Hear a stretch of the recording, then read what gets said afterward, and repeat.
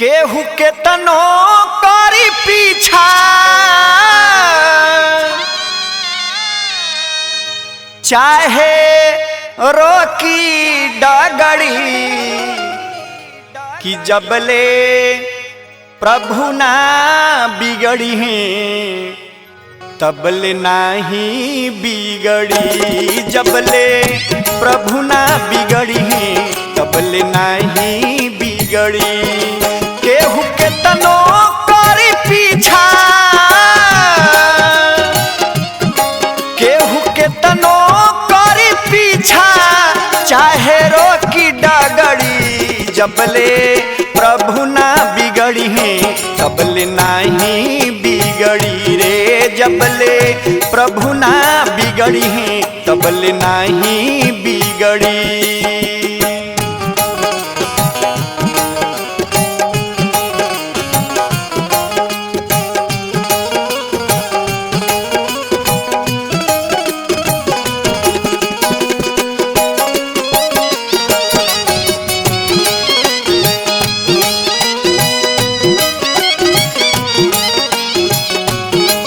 के त करुणा के सागर हैं सब पर बराबर नजर भाव राखीले। कैसे कि बीच सभा में रोवत रहली नारी खींचे दुशासन साड़ी।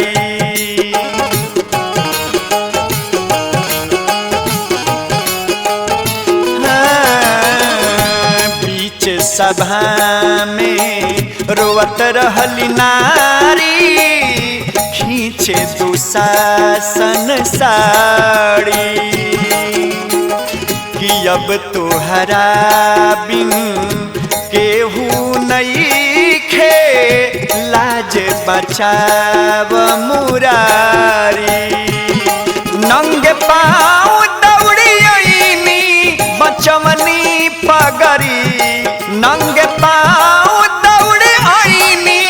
बचवनी पगरी। जबले प्रभु ना बिगड़ी हैं तबले नहीं बिगड़ी रे। जबले प्रभु ना बिगड़ी हैं तबले नहीं बिगड़ी।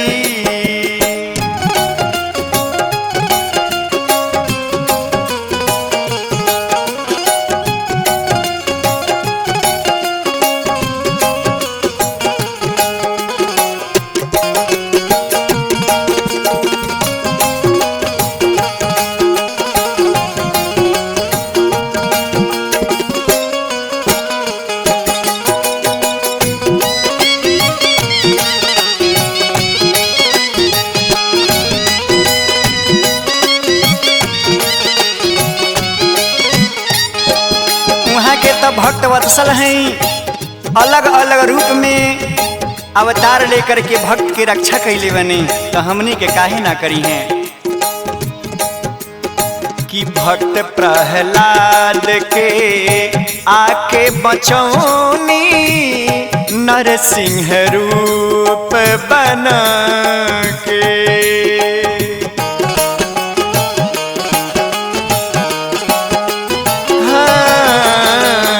भक्त प्रहलाद के आके बचौनी नरसिंह रूप बना के। डूबत सिंधु में गज के उबरानी कैसी नजर मुस्का के।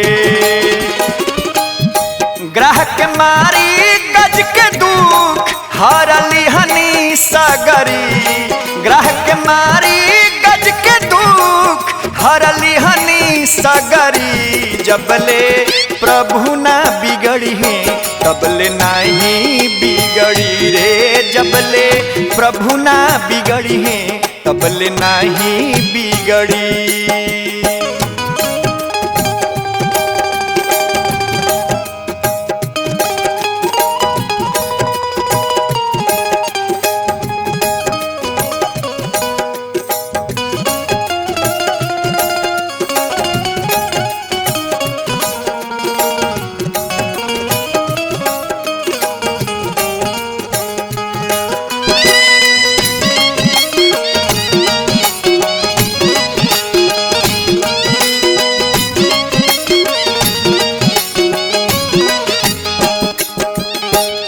जे जे पुकारल आके उबरानी कब आई हमनी के बारी।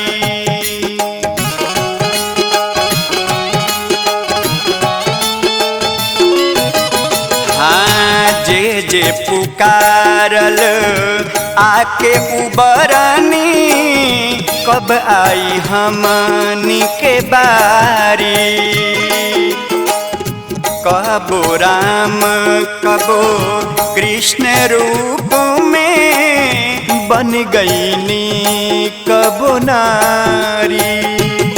विनोद राहुल कहे आइब कब हमनी के नगरी।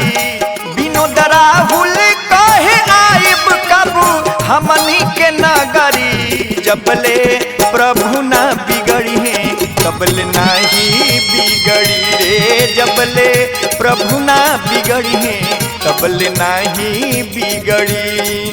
केहू के तनो करी पीछा कि केहू के तनो करी पीछा चाहे रोकी डगड़ी। जबले प्रभु ना बिगड़ी है तबले नाही बिगड़ी रे।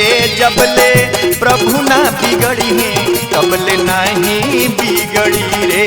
जबले प्रभु ना बिगड़ी है तबले नाही बिगड़ी।